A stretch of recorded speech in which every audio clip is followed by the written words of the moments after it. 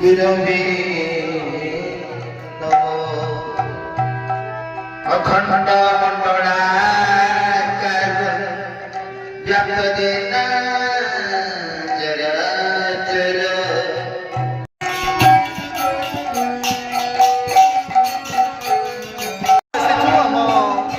स्थित चांदपुर ग्राम को ग्राम अभिराम परमहंसंकर पादुका रही सेवाश्रम खोल जाइए। सेवाश्रम आज महेश्वर दास महापुरुषों महानिर्वाण आज समाधि उत्सव समाधि समाधि स्थापन उत्सव आस जाना बुली देखा ये पीठ या आश्रम अभिराम परमहंस पीठ को आसी आम परमहंस पाखे ये जो संकीर्तन ये केते दिन धरिक हम ना आज गोटे दिन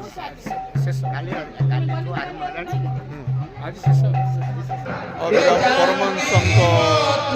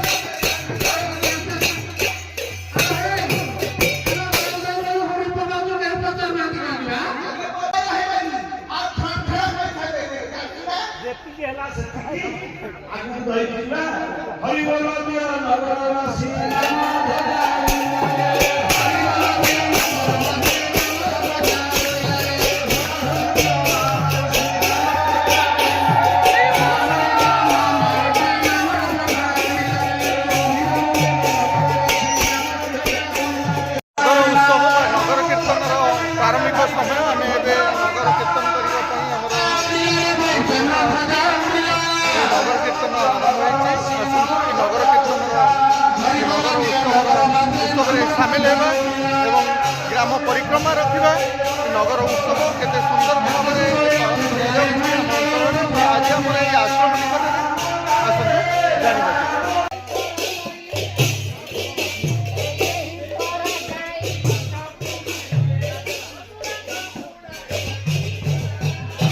ଠାକୁରାଣୀ ନଗର ଉତ୍ସବ ଆମେ ପାଳନ କରିଥାଉ। ଆଜି ମଧ୍ୟ ଏହି ଚାନ୍ଦପୁର ଗ୍ରାମରେ ନଗର କୀର୍ତ୍ତନ।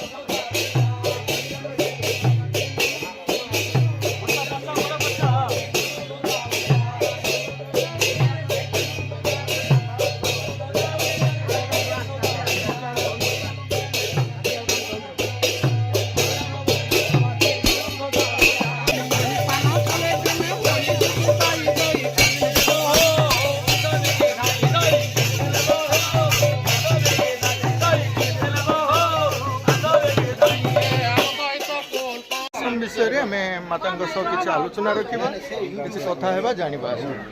तो ये चांदपुर ठारे जो आश्रम टी आमर गढ़ी उठी प्रभुंर ये आश्रम केते वर्षर ये आश्रम विषय किसी कह। ये आश्रम है 60 वर्ष उपर किंतु ये आदिगंध बाबा को ठाकुर निजे स्वयं पादुका देकरी कही हर पार्वती पीठस्थली मत स्थापन कर बाबा चारिआडे बुली बुली आसिले जाऊ ये ग्रामर लोक मैंने आम नट बाबू निजे ये कर आश्रमटा स्थापन कर आदिगंध बाबा एठू गले आमर सुनामा गले बासुआ बाबा गले एवं आमर गुरु महेश्वर बाबा से छाड़े प्रभु विषय के कहे आश्रम जो पादुका प्रभुंर विषय ठाकुर आदिगंध बाबा को पादुका देकर कहले जे पारादीपी लाइन हर पार्वती पीठस्थली मोर आश्रम टे स्थापन कर तेणुक आदिगंध बाबा सी पादुका को धरिकी आसिले से पहुँचले सी मैंने रखी रखी पाइले मास खंडे रही गरगरा से आश्रम सेठी रखीलानी बाबा कहले हर पार्वती पीठस्थली आमर अच्छी कौटी पारादीपी लाइन ये आसिक नटा बोरिया पचरा उचरा कर जगह देले हर पार्वती पीठस्थली ये आश्रम किसी नुह ना कह ये जगह नहीं तेणुक स्थापन होती पूर्णमासी मंदिर मंदिर अच्छी ये गोटे गछ बौल गछ होता से गछ मूल मंदिर टे करे तड़ा तड़ी कला से बाहरला गोटे पत्थर से पत्थर को जिते सजाड़िया गले माने करण फरण माइले जो ये माने देखला रक्त बाहरला से बाबा कहले से जमीती अच्छी सेमती थाउ से दिन ठार माँ पूर्णमासी ये स्थापन होकर पूजा कर आज जो समाधि उत्सव टी आमर रही समाधि उत्सव जो बाबांकर अच्छी आम बाबा कहबा तो बाबा विषय टी कहे आज महेश्वर बाबा पिला दिन तो आदिगंध बाबा सागर बुली बुलिकी करमला बहुत दिन रहीकि ତାପରେ ଏଠି ଆସିକିରି ଆଶ୍ରମ ଆଦିଗନ୍ଧ ବାବା କଲେ, ବାବା ଏଠି ଆସିକିରି ରହିଛନ୍ତି ଏତେ ବର୍ଷ ହେଲାଣି। କାହିଁକି ନା ଭକ୍ତମାନେ ଯେଉଁପରି ଭାବରେ ଆସୁଛନ୍ତି ଆମେ ଯାହା ନଜିର କଲୁ ଆଜ୍ଞା, ତ ବାବାଙ୍କର ମହିମା ନିଶ୍ଚିନ୍ତ କିଛି ରହିଥିବ। ତାଙ୍କର ସେ ଅଲୌକିକ ଶକ୍ତି କ'ଣ ଥିଲା ଟିକେ କହିବେ? ବାବାଙ୍କର ବହୁତ ଅଲୌକିକ ଜିନିଷ ଅଛି, ମୁଁ ତ ଏତେ କହିପାରୁନି କାହିଁକି ନା ଗୋଟେ ଦିଟା କିଛି ତ କୁହନ୍ତୁ। ମୋ ମୁଣ୍ଡରେ ସାରା ଏଇଟା କିଛି ପଶୁନି, ମୁଁ ପୁରା ଟେନସନ୍। ହଉ ଆଜ୍ଞା, ହଉ ମା ବହୁତ ବାବା ମୋତେ ଏଇ ନିକଟର କଥା, ମାନେ ମାସକ ତଳେ ମୋତେ ବାବା କହିଛନ୍ତି ଯେ ମୁଁ ପଳେଇବି। ମୁଁ କହିଲି ତେମେ ପଳେଇବ କେମିତି? ନା ହଁ ମୁଁ ପଳେଇବି। କେଉଁ ଦିନ ଯିବ ବା? ନା ଠାକୁରଙ୍କ ଜନ୍ମ ଉତ୍ସବ ଟାଇମ୍ରେ ମୁଁ ଯିବି, ମାଘ ମାସରେ ମୁଁ ଯିବି ପଳେଇବି। ମୁଁ କହିଲି ନା ବା ମାଘ ମାସରେ ଯିବ? ନା ହଁ ମୁଁ ପଳେଇବି, ଆଉ ମୋତେ ଏଇ ଜାଗାରେ ସମାଧି ଦେବୁ, ଇଏ କରିବୁ। ତାପରେ ଏମିତି କଥା ଟିକେ ଟିକେ ହେଇଥିଲା। ମୁଁ ପଳେଇଲି, କିଛି ଦିନ ରହିଲା ପରେ କରମଳା ଗଲି। ବାବା ମନା କଲି, ପୁଣି କରମଳା ବାବା ଦେହ ଖରାପ, ନା ତୁ ଯା କରମଳା। ମୋତେ ଜବରଦସ୍ତ ପଠେଇଲେ, ତୁ ଯା। ମୁଁ କହିଲି ମୁଁ ଯିବି ଯଦି ସରସ୍ୱତୀ ପୂଜା ବାସି ଅଛି। ନା ହଉ ଯା। ଆଉ ମୁଁ ଯାଇକିରି ଜଗତସିଂହପୁର ଆଶ୍ରମରେ ପୂଜା କରି ଜନ୍ମ ଉତ୍ସବ ତ୍ରିବେଣୀ ଅମାବାସ୍ୟାରେ ତା ପରଦିନ ରାତିରେ ଯାଇକିରି କରମଳାରେ ପହଞ୍ଚିଲି। ସେଠି ପହଞ୍ଚିବା 11ଟା 12ଟା ବେଳକୁ ବାବା ଫୋନ୍ କଲେ, ମା ତୁ ପଳେଇ ଆସେ। ମୁଁ କହିଲ ସରସ୍ୱତୀ ପୂଜା ବାସି ଆସି, ମୁଁ ଏବେ କେମିତି ଯିବି? ନା ନାଇଁ ମୋ ଦେହ ଭଲ ନାହିଁ, ତୁ ପଳେଇଆ। ମୁଁ ତ କହିଲି ହଉ ଯିବି। କହିଲେ ବାବା କେଉଁଦିନ କେବେ ଡାକନ୍ତିନି ମୋତେ, ଯୋଉଠିକି ପଠେଇଲେ ତୁ ପଳେଇଆ ବେଲିକିରି, ଯୋଉ ଜାଗା କହୁ କେବେ ବାବା ଇଏ ସବୁ କଥା ଜାଣିପାରିଲେ ନା ମା? ଆଜି ସେଠୁ ମୁଁ କ'ଣ ରାତି 11ଟାରେ ପିଲାମାନଙ୍କ ଏଇ ଜଗତସିଂହପୁର ପିଲାଙ୍କ ସାଙ୍ଗରେ ପଳେଇ ଆସିକିରି ସେ ଆଶ୍ରମରେ ରହିବା ପରେ ମୋତେ ଆଉ ଭଲ ଲାଗିଲାନି ଜମା। ମୁଁ କେମିତି ଆସିବି? ବନ୍ଧୁମାନଙ୍କ ସହଯୋଗରେ ଆପଣମାନେ ଆସିଛନ୍ତି। ଯାହା ବି ହଉ ମା, ବହୁତ ସୁନ୍ଦର ବାର୍ତ୍ତା ଆପଣ ରଖିଲେ। ଯିବା ପରେ ବାବା ମୋତେ କହୁଛନ୍ତି ଆଉ କିଛି ହେଇନି, ରୋଷେଇ ବାସ ଭଲ ମନ୍ଦ ସବୁ କରିକିରି ଥୋଇଲେ ମୋ ପାଇଁ। ମୁଁ ସାର୍ ରହିଲା ବାବା ଏମିତି ଚିଆରେ ବସିଥିଲି। ସେଠୁ ବାବା ହସି ପକେଇଲେ। ମୁଁ ବାବାଙ୍କୁ ସେଠୁ କହୁଛି କିଛି ହେଇନି, ମୋତେ କାହିଁ ଡାକିଲ, କ'ଣ ହେଲା ତମର? ନା ନାଇଁ କିଛି ହେଇନି, ଭଲ ଲାଗିଲାନି ପଳେଇଗଲେ। ଯିବାକୁ 2 ଦିନ 3 ଦିନ ଅଛି। ମୋତେ କହୁଛନ୍ତି ମୋତେ ସମାଧି ଏଇଠି ଦେବୁ, ଏଇଆ କରିବୁ, ସବୁ ବହୁତ କଥା। ଠିକ୍ ଅଛି ମା, ଯାହା ବି ହଉ ଆମେ ଆପଣଙ୍କୁ ମନ କଷ୍ଟ କରିବାକୁ ଚାହିଁନଥିଲୁ, କାହିଁକି ନା ବାବାଙ୍କର ଯେହେତୁ ଆଜି ସମାଧି ଉତ୍ସବ, ଏତେ ଜନସମାଗମ ହୋଇଛି, ତ ବାବାଙ୍କର ସେଇଭଳି ତ ଅଲୌକିକ ଶକ୍ତି କିଛି ରହିଛି ବୋଲି ଜାଣିବାକୁ ଇଚ୍ଛା କରିଥିଲୁ ମା। ବହୁତ ବହୁତ ଧନ୍ୟବାଦ ଆପଣଙ୍କୁ। ଯାହା ବି ହଉ ବାବାଙ୍କର ସେ ଯେଉଁ ଅଲୌକିକ ଶକ୍ତି ଆପଣ ଜାଣନ୍ତି, ଆମ ଏ ଭକ୍ତମାନେ ମଧ୍ୟ ଜାଣନ୍ତି। ମହାତ୍ମା ଆମର ସେ ପୂର୍ବ ଜନ୍ମ ମଧ୍ୟ ନେଇପାରିବେ ନା ମା ଆମର ସେ? ବହୁତ ବହୁତ ବେଳେ ଭାଗବତ ପଢିଲେ, ତାପରେ ପିଉଛନ୍ତି ଚା ପିଉଛନ୍ତି। ମୁଁ ଠାକୁର ଅଛନ୍ତି ବା, ଏତେବେଳେ ହେଲାଣି ଠାକୁର? ନା ହଁ ବା ଠାକୁର ଅଛନ୍ତି ବା। ଚା ପିଇଲେ, ଜପବାବୁ ଥିଲେ, ଇଏ ଥିଲେ, ସଞ୍ଜୟ ଥିଲେ, ମୁଁ ଥିଲି, ଏମିତି ସବୁ କହୁଛନ୍ତି। ଏମିତି ଚିଆରେ ବସିଛନ୍ତି। ଚା ପାଣି ଟିକେ ମୁଁ ପିଆଇ ଦେଇଛି, ଟିକେ ବହି ହେଲା, ମୁଁ ଏମିତି ଗାମୁଛାରେ ପୋଛି ଦେଲି। ବା କ'ଣ ନାଇଁ ହାତରେ କିଏ ଗଲେ ଆଉ ବାବା ନାହାନ୍ତି ଆଉ ଫଟୋ ଚିଆରେ ବସେଇ ଦିଅ ବାବା, ଚିଆର ବସେଇ ଦେଲେ।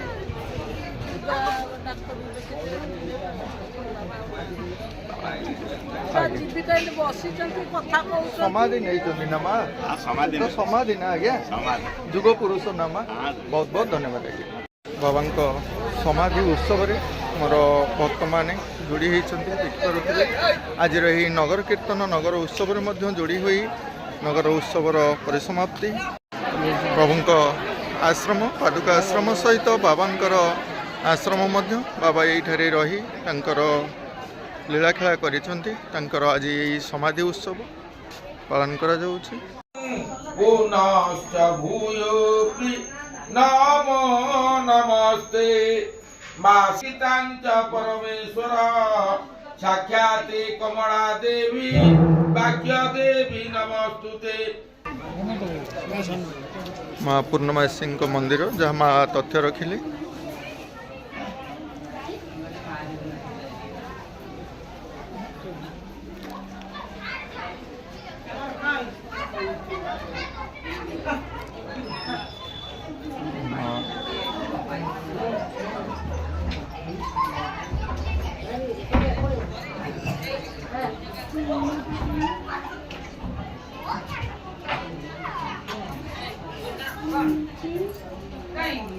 नाम पूर्णमासी कहीं अच्छी से विषय तो माँ जहाँ तथ्य रखिले कि आम जाचे माँ जे ग्राम प्रत्येक ग्राम ग्राम देवती रूप से माँ मैंने पूजा पाई आसुँच। हाँ आज्ञा बहुत बहुत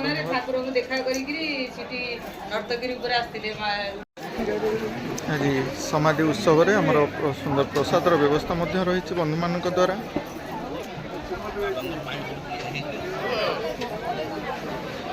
संकीर्तन परिशेष हमर प्रसादर व्यवस्था सुंदर भाव में बंधु मान द्वारा सामूहिक कार्य यही आश्रम मानक ही आम जानी था कहीं एकता ही बल भाव में आमर जेकोसी कार्यक्रम आम कर सामूहिक परंपरा हिसाब से जेकोसी मठ मंदिर आश्रम आम प्रसाद व्यवस्था रखी था।